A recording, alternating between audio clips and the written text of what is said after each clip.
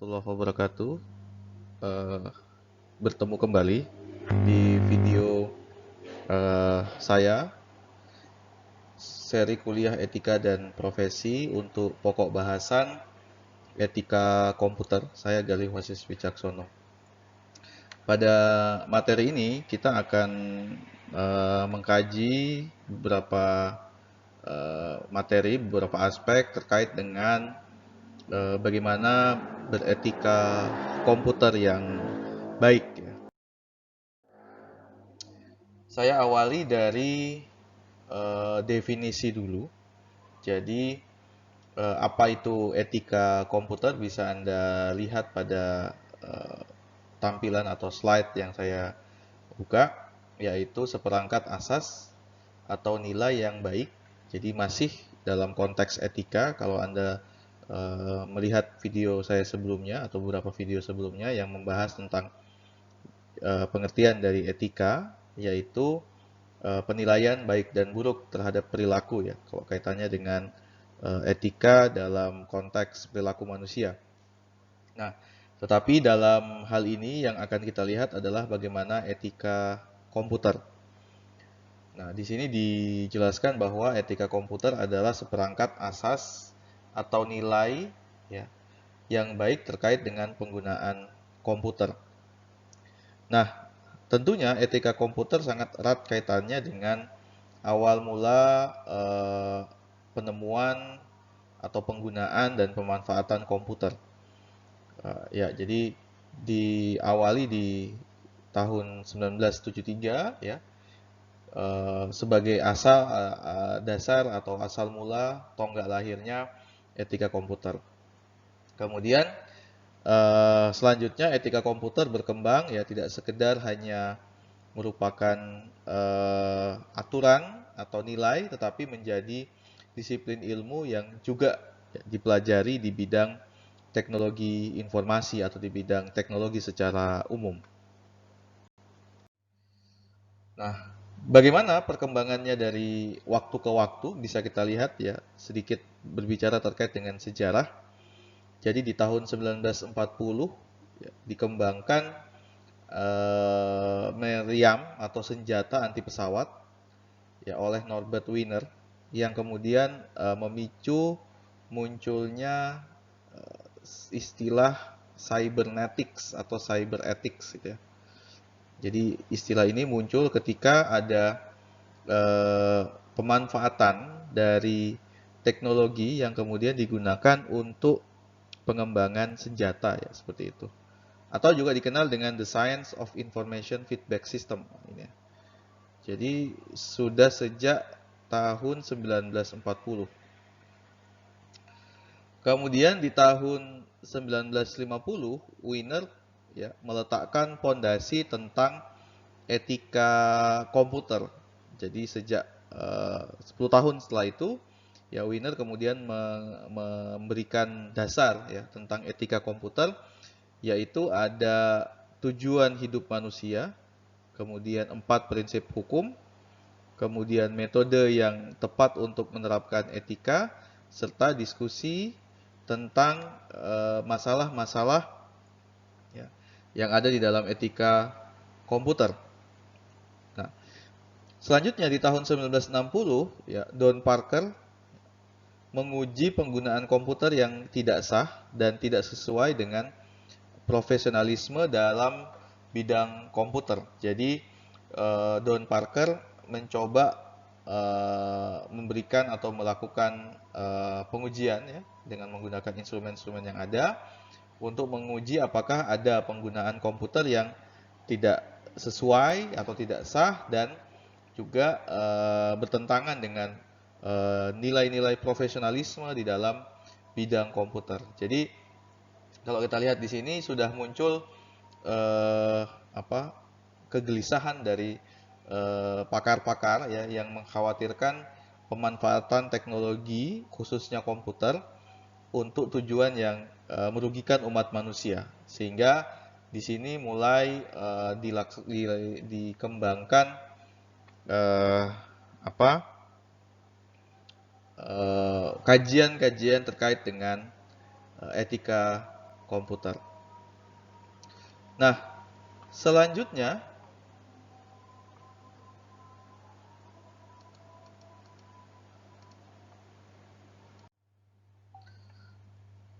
di tahun 1970, Joseph Weizenbaum ya, mengembangkan sebuah sistem komputer yang dinamakan dengan ELIZA program.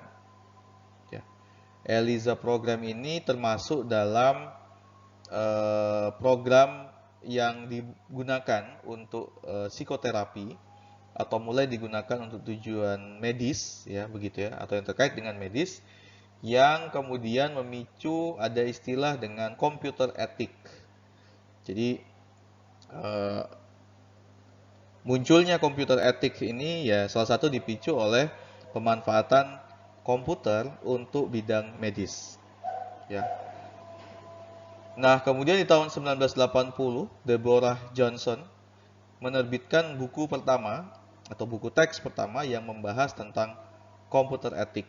Jadi, tadi di awal slide disebutkan bahwa mulai 1973 ya, asal muasal atau asal mula dikembangkan atau mulai dikenalnya etika komputer ya. Salah satunya dipicu oleh tadi ya munculnya komputer etik itu karena pemanfaatannya di bidang medis. Di tahun 1990, kemudian etika menjadi dasar untuk undang-undang kejahatan komputer. Jadi karena teknologi komputer sudah digunakan atau marak digunakan dalam tindakan kejahatan, maka kemudian di tahun 1990 dibentuklah atau disusunlah atau dirumuskanlah undang-undang yang mengatur tentang kejahatan komputer. Nah, apa saja isu-isu seputar etika komputer? Nanti akan kita ulas beberapa isu yang saat ini menarik atau berkembang. Salah satunya adalah cybercrime.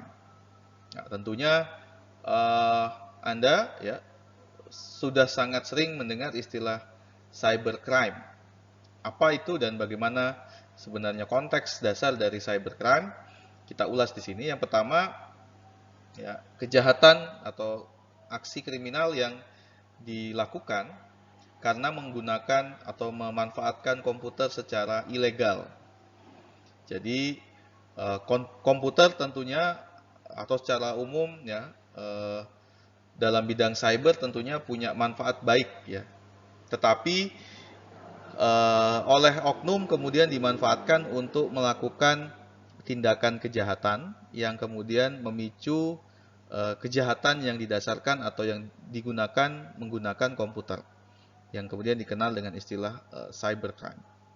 Nah, bagaimana kejahatan komputer itu sendiri? Kejahatan komputer adalah perbuatan melawan hukum ya, yang dilakukan memakai komputer sebagai sarana atau alat ya.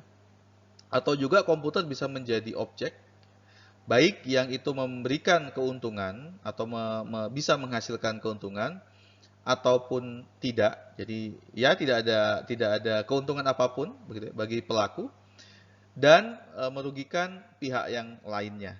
Jadi kejahatan komputer tentunya ujung pangkalnya adalah terletak pada pemanfaatan teknologi komputer ya, baik itu yang memberikan keuntungan kepada pelaku ya, maupun tidak tetapi memberikan kerugian bagi pihak yang lain.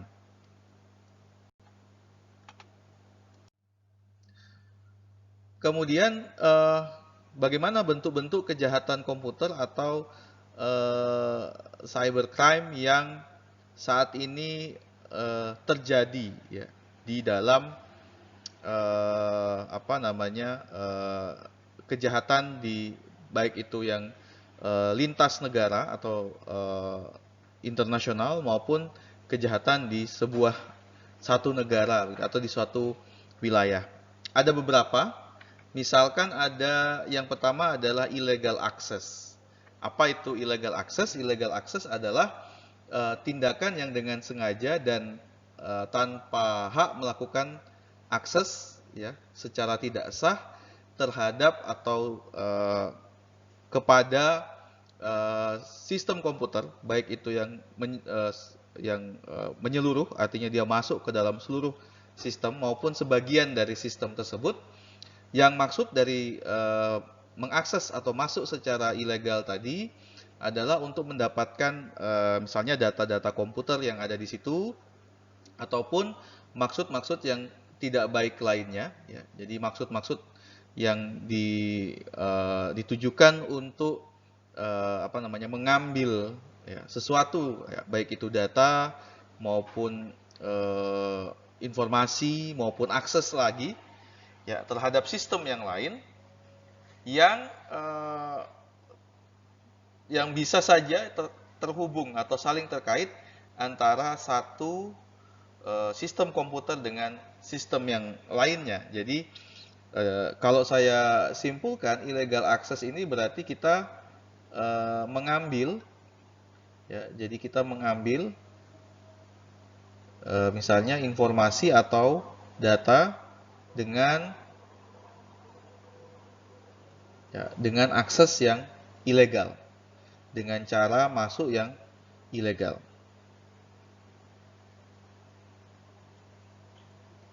Gitu ya. Baik itu yang menggunakan teknik-teknik hacking, ya, maupun cara-cara yang lainnya. Misalnya juga mungkin tidak dengan hacking, ya. Misalkan apa? Misalkan Anda diminta untuk memperbaiki, ya, komputer atau laptop atau handphone dari orang lain yang kemudian dengan tanpa seizin, ya, pemiliknya, Anda mengakses informasi di dalamnya, ya, kemudian informasi tersebut bisa saja Anda simpan, Anda miliki, kemudian nanti Anda sebarkan. Nah, itu yang termasuk dalam kasus atau dalam bentuk kejahatan illegal access. Yang kedua adalah illegal content. Apa itu? Illegal content adalah kejahatan dengan memasukkan data atau informasi ke internet, ya, atau ke dunia maya, ya, yang isinya adalah informasi yang tidak benar atau yang kita kenal saat ini dengan istilah hoax. Kemudian juga tidak etis, ya. Tidak etis itu bisa dalam konteks melanggar etika kesusilaan, ya, etika sosial masyarakat, atau melanggar ketertiban umum, ya, yang itu kemudian merugikan pihak-pihak yang lain. Jadi kalau saya simpulkan, untuk illegal contents ini kita memasukkan, ya, kalau tadi mengambil, kita sekarang memasukkan apa? Data atau informasi, ya,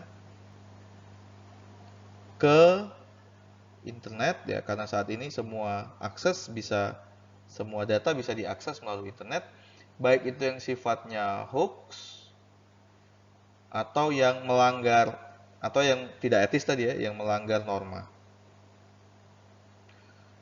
apapun, ya, norma agama, norma hukum, ya, norma kesusilaan, ya, dan lain sebagainya.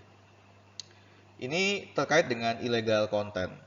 Sedangkan untuk yang ketiga, data forgery merupakan kejahatan dengan memasukkan data pada dokumen-dokumen penting yang tersimpan, ya, sebagai scriptless dokumen melalui internet. Jadi kita memalsukan, tadi saya salah menyebut.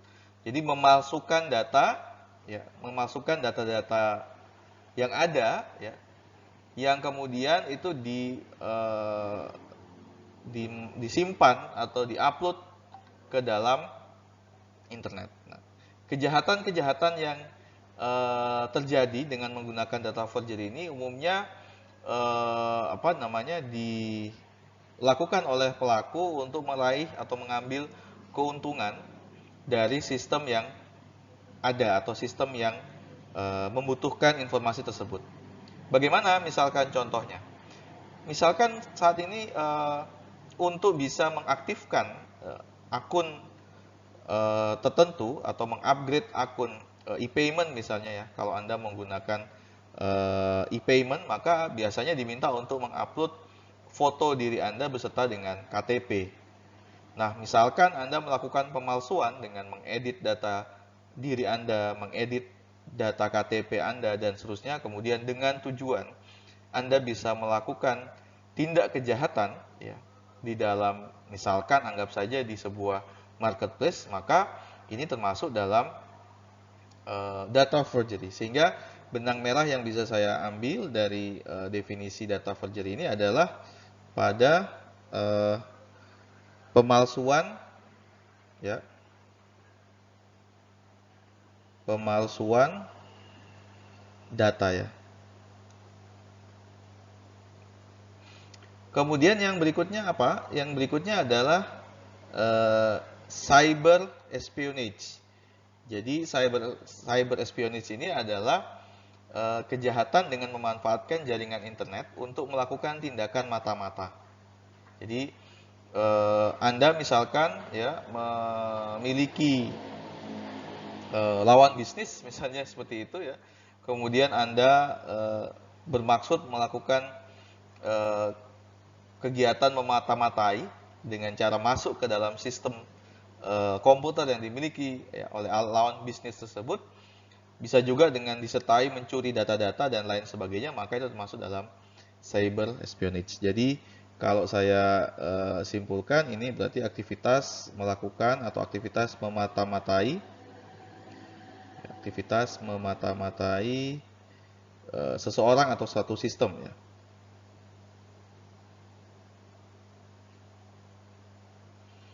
Gitu ya. Nah, bagaimana dengan aktivitas yang memantau misalnya sosial media orang lain gitu ya. Jadi kita misalkan menganalisis ya, bagaimana aktivitas sosial media seseorang untuk mendapatkan informasi dari orang tersebut, untuk mendapatkan data-data penting misalnya. Apakah itu termasuk dengan cyber espionage? Nah, ini tentunya menarik untuk diulas. Yang kelima yaitu cyber sabotage and extortion. Apa yang dimaksud dengan cyber sabotage dan extortion? Yaitu kejahatan yang dilakukan dengan membuat gangguan atau perusakan atau penghancuran ya, jadi bisa merusak, mengganggu, menghancurkan data atau program komputer atau dalam sebuah sistem jaringan yang terhubung dengan internet. Jadi aktivitas melakukan sabotase yang kemudian aktivitas tersebut bisa mengganggu atau bisa merugikan orang lain ya, dengan cara menyusup dan menghancurkan atau merusak sistem komputer atau sistem jaringan yang terhubung dengan orang atau lembaga atau badan atau bahkan sebuah negara. Nah, ini tentunya sangat merugikan ya, dan itu diancam dengan hukuman-hukuman yang terkait dengan kejahatan komputer. Yang berikutnya adalah data theft. Ya. Jadi data theft ini adalah ya kembali tadi ya, Anda memperoleh, jadi kegiatan atau aktivitas memperoleh data yang dilakukan secara ilegal ya, dengan mencuri ya, atau mengambil data yang tidak bersifat publik dan dimiliki oleh orang lain untuk diambil sendiri atau dimiliki sendiri. Jadi pencurian data ini tentunya sangat marak beberapa tahun belakangan ini. Bahkan juga melanda beberapa marketplace besar di Indonesia, yang itu kemudian menjadi isu karena data tersebut kembali ketika diperoleh dijual ya di dark web untuk digunakan kembali oleh orang lain ya. Jadi ini adalah tindakan tidak bertanggung jawab yang juga melanggar hukum. Yang berikutnya adalah bentuk kejahatan berikutnya adalah misuse of device. Jadi apa misuse of device ini? Misuse of device ini adalah kegiatan yang dengan sengaja ya, dan tanpa hak memproduksi, kemudian menjual atau berusaha memperoleh untuk digunakan. Jadi Anda berusaha atau pelakunya berusaha untuk mengambil sesuatu ya. Ya, baik itu untuk digunakan sendiri, untuk dijual, untuk diedarkan dan seterusnya ya. Untuk kepentingan yang tidak sesuai, jadi dimanfaatkan untuk kepentingan yang tidak sesuai dengan secara tidak sah ya. Jadi aktivitas untuk ya memproduksi kemudian mengedarkan ya, dari apa namanya hasil produk tersebut atau mendistribusikan ya dan seterusnya yang kemudian itu bisa merugikan. Contohnya apa? Contohnya misalkan ada aktivitas yang mencoba memproduksi kartu kredit palsu atau mencoba menduplikasi ya, kartu kredit yang palsu yang kemudian itu digunakan untuk merugikan orang lain, misalnya seperti itu ya. Bentuk yang lain apa? Misalkan perjudian. Jadi ada judi-judi online yang kemudian memanfaatkan jejaring ya yang ada serta menggunakan teknologi komputer untuk bisa mendukung ya, aktivitas perjudian tersebut. Atau yang lain apa? Ya misalkan aktivitas yang menggandakan dokumen, data atau informasi yang bukan haknya, yang kemudian diedarkan kembali ya untuk digunakan oleh atau dibeli, dijual oleh orang lain. Jadi terkait dengan hak cipta. Misalnya apa? Misalkan Anda punya komputer yang difasilitasi untuk menggandakan film VCD atau DVD bajakan ya, maka itu adalah termasuk dalam konteks misuse of device. Yang berikutnya adalah offense against intellectual property. Apa itu yang dimaksud dengan offense against intellectual property?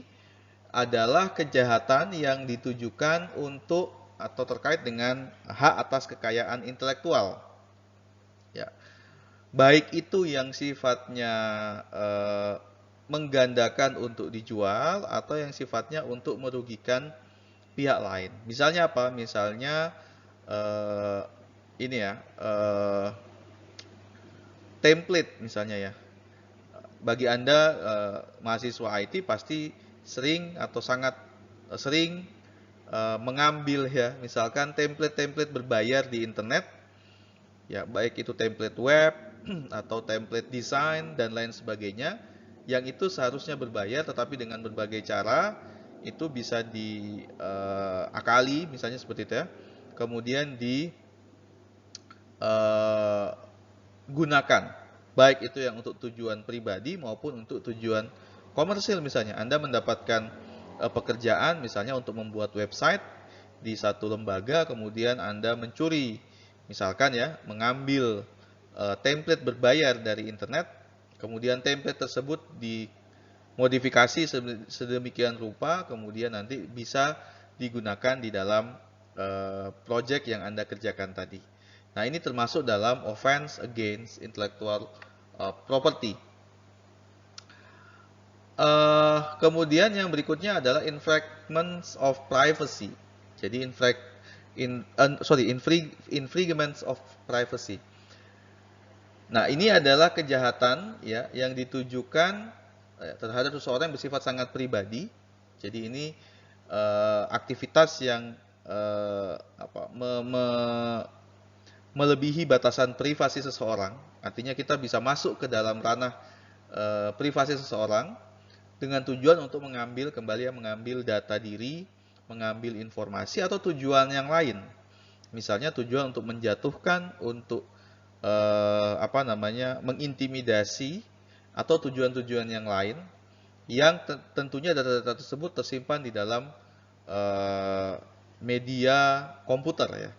Jadi misalkan seperti PIN untuk bertransaksi di dalam e-payment atau di dalam mobile banking misalnya begitu ya, atau data-data pribadi yang terdapat di dalam handphone seseorang atau di dalam komputer seseorang yang kemudian tuh ketika disebarluaskan akan merugikan orang tersebut, akan memicu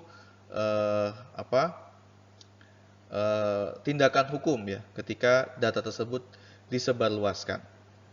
Nah, bisa saja ya termasuk dalam konteks ini juga percakapan ya. Jadi percakapan pribadi seseorang yang kemudian mungkin itu merupakan hal yang sangat sensitif dan sangat merugikan ketika disebarluaskan, kemudian dengan sengaja kita bagikan ya.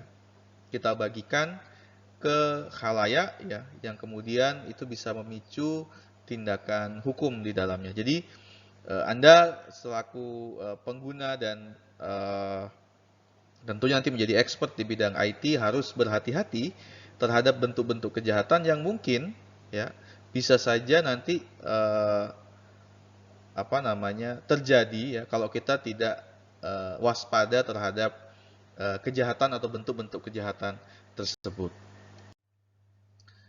Nah, apa saja penyebab kejahatan komputer? Mengapa kemudian kejahatan komputer ini menjadi marak ya, terjadi?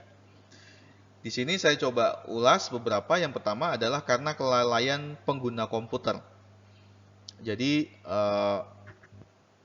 mungkin saya bisa meminjam istilah bahwa pengguna komputer di negara kita ini kebanyakan memang tidak aware dengan keamanan ya. Komputer tentunya dalam konteks yang lebih luas ya, baik itu smartphone misalnya atau laptop dan lain sebagainya yang kemudian tidak diantisipasi dengan berbagai keamanan-keamanan yang cukup. Contoh misalkan memberikan password terhadap handphone dan laptop gitu ya, itu merupakan hal yang sangat krusial. Atau juga saat ini sudah sangat berkembang ada verifikasi dua arah atau verifikasi dalam dua bentuk ya terhadap misalkan akun email ya, akun WhatsApp, akun Facebook dan lain sebagainya yang itu untuk memberikan pengamanan ya terhadap penggunaan baik itu aplikasi maupun perangkat komputer itu sendiri. Yang kedua adalah akses internet yang tanpa batas. Jadi saat ini tentunya para pengguna internet itu bisa berselancar, bisa memanfaatkan internet dengan sangat bebas, dengan kecepatan yang sangat tinggi. Tetapi di samping itu, para pengguna tidak memiliki pengetahuan yang cukup terkait bagaimana resiko ya pemanfaatan internet yang tanpa batas tadi. Saat ini orang dengan sangat mudah membagikan berbagai informasi pribadi melalui internet sehingga Sehingga tidak diperlukan teknik-teknik hacking ya yang cukup mutakhir misalnya ya, cukup menggunakan social hacking ya, maka kita bisa mendapatkan informasi pribadi dari pengguna internet. Kemudian penyebab yang lain adalah karena berkembangnya teknologi, kemudian berkembangnya ilmu pengetahuan, maka banyak orang yang saat ini mampu menerapkan teknik-teknik kejahatan menggunakan komputer yang dengan resiko-resiko atau resiko keamanan yang kecil. Ini menyebabkan tadi ya banyak sekali kasus peretasan ya, WA misalnya ya, kemudian nanti dimanfaatkan untuk menipu dan lain sebagainya. Di sisi lain juga berkembangnya pengetahuan dan kemampuan komputer ini memicu bagaimana sistem komputer ini menjadi alat untuk bisa melakukan tindak kejahatan.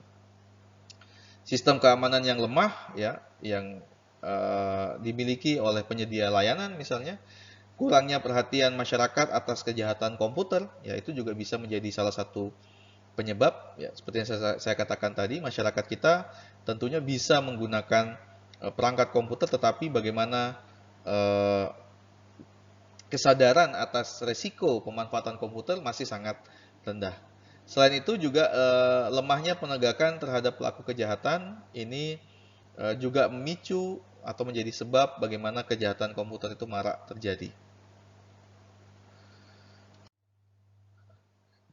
Nah, isu yang lain yang berkembang di dalam etika komputer adalah cyber ethics. Jadi kalau tadi kita membahas tentang kejahatan komputer, sekarang kita beralih ke cyber ethics. Nah, beberapa negara ya, sangat ketat mengatur interaksi warga negaranya di ruang cyber. Sampai-sampai negara-negara tersebut mengeluarkan berbagai peraturan perundang-undangan yang mengatur bagaimana interaksi misalnya antara antara masyarakat di dalam media sosial atau membatasi pemanfaatan media sosial. Apa saja misalnya di Iran, di China, di Saudi Arabia itu merupakan negara-negara yang memberikan batasan-batasan terhadap penggunaan sosial media.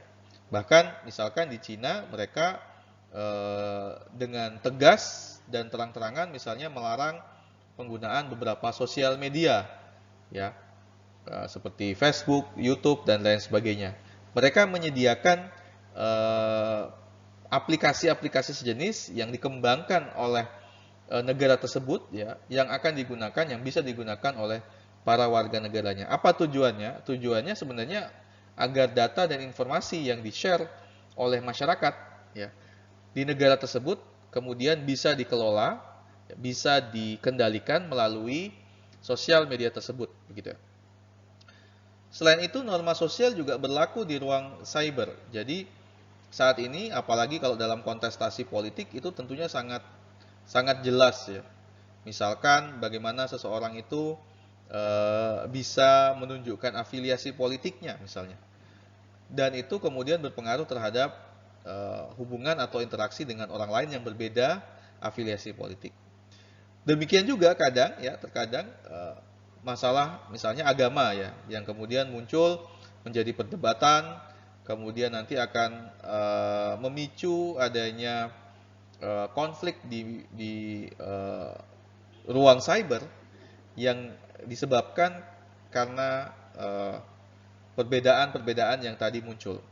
Nah, sehingga perlu difahami ya, perlu dilihat bahwa saat ini antara ruang cyber dengan di dunia nyata itu memiliki perbedaan yang sangat tipis dan itu bisa saja terjadi ya perbedaan-perbedaan tersebut menjadi gesekan-gesekan di ruang cyber. Nah, di sini Spinello membagi nilai moral dalam ruang cyber menjadi beberapa. Yang pertama adalah hukum yang berlaku di wilayah tersebut. Jadi bagaimana hukum mengatur pengembangan atau nilai moral yang ada di ruang cyber yang nanti akan berlaku di wilayah tersebut. Kemudian sistem atau kode atau program yang dikembangkan, kemudian norma sosial yang berlaku, jadi tadi hukum, ya, artinya peraturan perundang-undangan, kemudian bagaimana masyarakatnya melihat terkait dengan nilai moral pada ruang cyber tersebut, dan kebutuhan atau permintaan masyarakat. Apa contohnya? Saya ambil contoh yang cukup sensitif, yaitu konten pornografi. Di beberapa negara, ya, penyedia layanan-layanan pornografi itu diizinkan, bahkan berkembang sangat pesat. Ya, sebut saja misalnya di Amerika, kemudian di Prancis dan lain sebagainya. Itu diizinkan ada konten-konten pornografi yang kemudian bisa diakses oleh masyarakat. Kenapa? Karena hukum di daerah tersebut atau di wilayah tersebut mengizinkan. Kemudian ada provider yang menyediakan. Kemudian masyarakatnya juga memperbolehkan dan ada demand, ada kebutuhan dari masyarakat. Sehingga nilai moral yang ada itu berbeda tentunya. Nah, bagaimana dengan di negara kita? Tentunya hal tersebut tidak diizinkan, bahkan diblokir untuk bisa diakses oleh seluruh provider yang ada di Indonesia. Karena hukum membatasi, kemudian norma sosial juga membatasi, dan aturan-aturan perundangan lain yang kemudian mengatur hal tersebut. Isu yang lain yang berkembang di dalam etika komputer adalah e-commerce. Saya tidak akan membahas secara luas karena e-commerce tentunya menjadi bagian yang tidak terpisahkan dari mata kuliah yang lain. Maka saya hanya membahas beberapa saja, misalkan ancaman di e-commerce ya. Di e-commerce misalnya kita bagi menjadi dua, ada yang technical attacks, ada yang non-technical attacks. Yang technical attacks maka menggunakan kemampuan atau menggunakan teknik-teknik di dalam penetrasi terhadap sistem atau menggunakan teknik-teknik hacking misalnya seperti itu. Kemudian ada juga distributed denial of service atau DDoS ya kita kenal. Sedangkan yang non-technical attacks ini yang menggunakan misalkan pendekatan tanpa hacking gitu ya, atau menggunakan social hacking, kemudian menggunakan email palsu untuk perbaikan sistem. Mungkin Anda pernah mendapatkan, hati-hati ya jika mendapatkan email yang mengatasnamakan misalnya memperbaiki, misalnya ini dari kampus ya, email yang dia melakukan pemalsuan terhadap email kampus, kemudian mengatasnamakan kampus akan melakukan perbaikan. Padahal sebenarnya dia berusaha mengkolek atau mengambilkan sebanyak mungkin username dan password dari email tersebut. Atau juga bisa mengirimkan email yang terkontaminasi malware.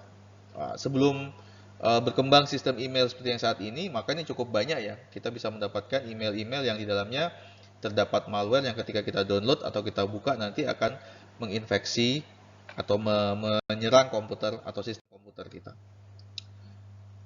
Kemudian keamanan e-commerce ini menjadi salah satu isu yang juga berkembang, bagaimana pelaku bisnis memahami informasi sebagai aset, kemudian menerapkan standar yang sama terhadap supplier maupun konsumen, kemudian proaktif dengan informasi keamanan, meningkatkan pengetahuan dan kemampuan keamanan sistem, serta keamanan yang menjadi budaya perusahaan. Saya rasa saat ini di tahun 2020, sejak tahun 2019, maka keamanan cyber ini sudah menjadi budaya yang cukup berkembang baik saat ini ya, sehingga menjadi kepedulian oleh seluruh pihak ya. Tidak hanya perusahaan-perusahaan besar saja. Isu berikutnya yang cukup berkembang di etika komputer adalah pelanggaran hak atas kekayaan intelektual atau pelanggaran haki ya. Bagaimana perkembangannya saat ini ya. Jadi pelanggaran haki sangat marak di Indonesia. Kenapa? Karena yang pertama produk yang dalam format digital yang disebarluaskan atau yang dibajak gitu ya, atau yang digandakan dan seterusnya adalah produk yang sifatnya intangible atau produk yang secara fisik tidak bisa kita pegang atau tidak bisa kita rasakan, tetapi produk tersebut ada. Misalkan apa? Misalkan ya software, ya kemudian film, ya audio, video dan seterusnya. Yang lain adalah karena ketika kita melakukan penggandaan, pembajakan, maka sebenarnya tidak mengurangi dan tidak merubah kualitas dari data digital tersebut. Ya, sehingga mungkin kita merasa bahwa aktivitas tersebut tidak merugikan, gitu ya. Karena ya sama saja misalnya video ketika kita copy, ya, ketika kita download atau aplikasi ketika kita download, maka tidak akan mengurangi kualitas dari aplikasi asal ya. Sehingga itu menyebabkan maraknya pelanggaran haki di Indonesia. Kemudian juga karena tawaran-tawaran yang lebih murah terkait dengan produk-produk bajakan. Kalau Anda beli film atau DVD bajakan tentunya sangat murah, jauh lebih murah dibandingkan film atau CD, DVD original.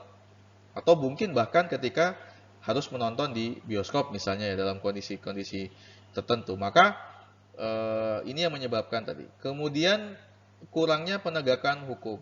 Jadi sampai dengan saat ini ya, kita masih melihat banyaknya produsen-produsen, banyaknya distributor-distributor yang menjual produk-produk yang melanggar hak atas kekayaan intelektual yang kemudian tidak mendapatkan penindakan. Nah, bagaimana upaya penegakan aturan? Sebenarnya sudah banyak ya di Indonesia. Misalkan sejak tahun 1982 ya ada undang-undang haki yang kemudian disempurnakan kembali di tahun 97 dan kembali disempurnakan di tahun 2002. Jadi Indonesia sudah aware sebenarnya dengan penegakan aturan. Hanya saja mungkin pada prakteknya ya perlu disempurnakan. Kemudian penertiban oleh pihak berwajib juga sering kita dengarkan, ya terkait dengan software dan misalkan apa DVD, CD, bajakan ya.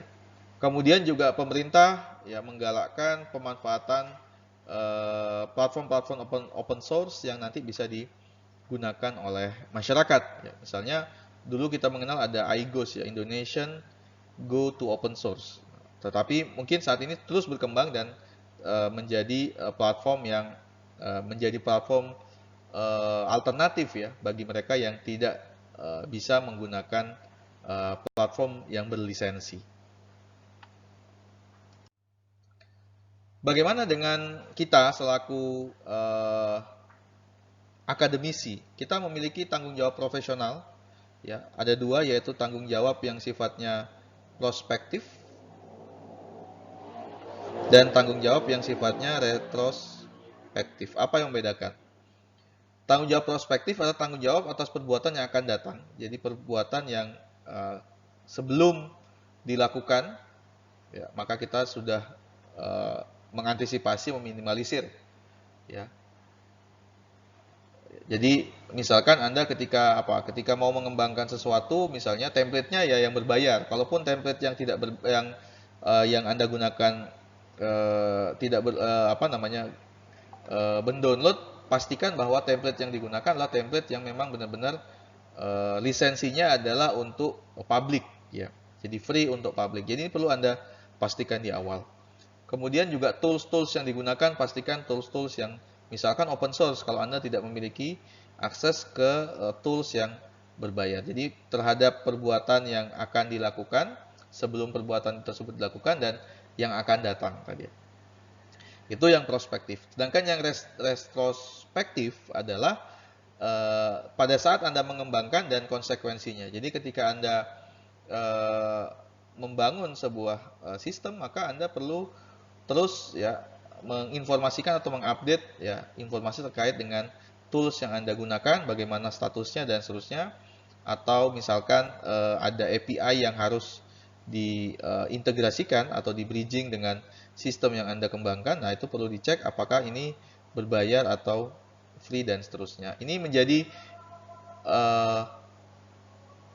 tanggung jawab ya bagi setiap individu ya yang bergerak di bidang teknologi untuk bisa menjamin bahwa kita tidak melakukan pelanggaran terhadap hak atas kekayaan intelektual yang kita kembangkan. Termasuk pada saat Anda mengusulkan hak atas kekayaan intelektual terhadap produk yang Anda buat, maka Anda dituntut juga ya untuk melakukan klaim bahwa perangkat yang Anda gunakan selama pengembangan adalah perangkat-perangkat yang terbebas dari lisensi yang bermasalah begitu ya. Jadi Anda harus memastikan bahwa lisensi atas komponen yang Anda gunakan adalah free atau berbayar ya. Anda memiliki lisensi yang bisa Anda tunjukkan tersebut. Nah, terakhir saya ingin memberikan tugas kali ini berbeda dengan tugas yang sebelumnya yang berupa IC. Kali ini saya meminta Anda untuk membuat video. Jadi silahkan membuat video. Video ini adalah video yang mengkampanyekan bagaimana meminjam atau etika ketika Anda meminjam gadget teman Anda. Gadget tentunya sangat banyak, bisa komputer, bisa smartphone, gitu ya, atau yang lainnya yang terkait dengan itu. Kemudian nanti Anda upload video tersebut melalui IG masing-masing, ya, melalui IG masing-masing. Syaratnya adalah tentunya kalau di Instagram videonya tidak bisa lebih dari 1 menit. Jadi Anda buat dalam durasi 1 menit diefektifkan. Kemudian kontennya bebas tetapi tidak boleh mengandung sara. Ini tidak boleh terjadi di dalam atau ada di dalam konten video Anda. Kemudian nanti viewernya minimal 50 viewer. Jadi silahkan Anda kampanyekan caranya bagaimana, itu kebebasan Anda. Captionnya bebas, silahkan menggunakan caption yang menarik, boleh sedikit provokatif tetapi harus tetap sopan dan sekali lagi tidak mengandung unsur sara. Jangan lupa ya, jangan lupa untuk menggunakan hashtag etika pinjam gadget atau etika pinjam gadget dan hashtag informatika UMM. Ini tujuannya untuk meramaikan konten di sosial media kampus dan di informatika. Jangan lupa juga untuk mention ke informatika.umm serta UMM kampus. Syukur-syukur bisa di-share melalui feed atau melalui story dari kedua Instagram official dari kampus. Begitu ya. Kemudian untuk bisa dinilai, silahkan nanti Anda upload, nanti akan saya sediakan link upload di Elmo ya, sorry. Ini masih kanvas ya. Jadi nanti akan saya sediakan di Elmo linknya. Dan yang perlu diingat, supaya ini bisa diakses oleh saya, maka mohon untuk tidak private. Jadi kalau private tentunya saya harus follow dulu akun Instagram Anda, dan ini tentunya memperlambat proses penilaian. Jadi silahkan sementara waktu dibuat publik mungkin sampai akhir semester supaya nanti bisa saya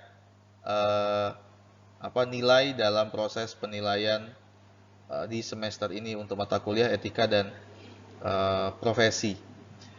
Akan dinilai ketika memenuhi unsur-unsur tadi. Apa itu? Yang pertama, menggunakan IG, ya, videonya, kemudian viewernya 50 viewer, kemudian tidak ada unsur sara, menggunakan hashtag yang benar, dan mention dua akun Instagram yang sudah disebutkan. Itu akan kita nilai dan akan diberikan nilai atas video tersebut berdasarkan ketentuan yang sudah diacu. Mudah-mudahan bisa difahami oleh seluruh mahasiswa peserta mata kuliah etika dan profesi. Jika ada pertanyaan nanti bisa melalui grup. Terima kasih. Assalamualaikum warahmatullahi wabarakatuh.